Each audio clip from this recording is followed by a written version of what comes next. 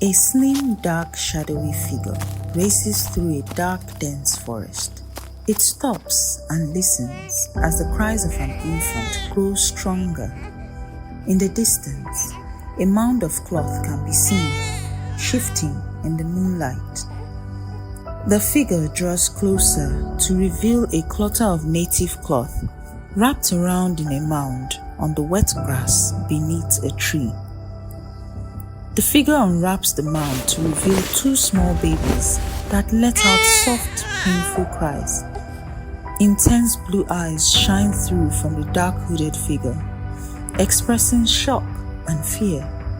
Suddenly, loud cries of babies fill the dark forest. Their rescuer, a red-haired, white-skinned woman with piercing blue eyes. Her name was Mary Slessor, and this was the first of her many rescues. Many decades before, in the bustling town of Creektown, an extraordinary king emerged from humble beginnings.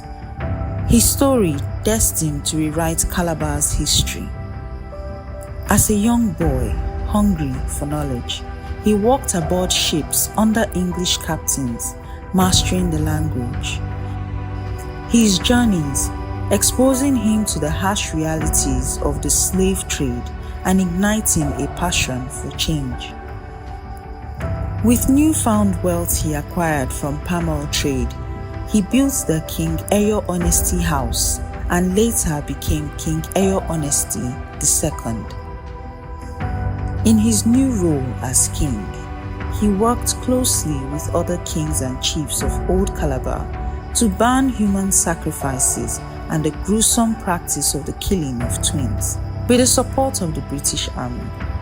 Getting these parties to sign agreements to this effect. Soon after, the first Twin Saving Act was recorded in Old Obutong. But the people had indulged in this practice for so long that curbing such killings took military intervention that shook Old Calabar to its core, serving as a stark reminder of the brutality that needed to be curbed. Prior to Mary Slessor's arrival in Calabar, King Eyo Honesty II had already begun to show himself to be a man adapted to change as he welcomed foreigners to Calabar in a time when the consequences of slave trade still ravaged the land. While other communities rejected ex-slaves, this formidable king welcomed them, saying, "Let them come. I will be glad to see them and give them land. I will look on them as white men, because they have learnt white men fashion. Let them come and teach my people. Nobody will trouble them." Mary Slessor, the red-haired rescuer, arrived Calabar decades later in 1876. She met remarkable missionaries who were deeply involved in missionary work for over 3 decades.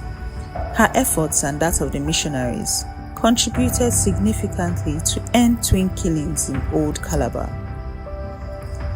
Nigerian history books remember Mary Slessor's efforts ever so fondly, but not much is trumpeted about the exploits of the great King Eyo II. He contributed greatly to the abolishment of twin killings, human sacrifices, and the immolation of slaves upon the death of a dignitary. Today is a good day to cast your minds on this unsung hero and learn a thing or two about true bravery. When next you see a set of twins, you can tell them about the story of great King Eyo Honesty II.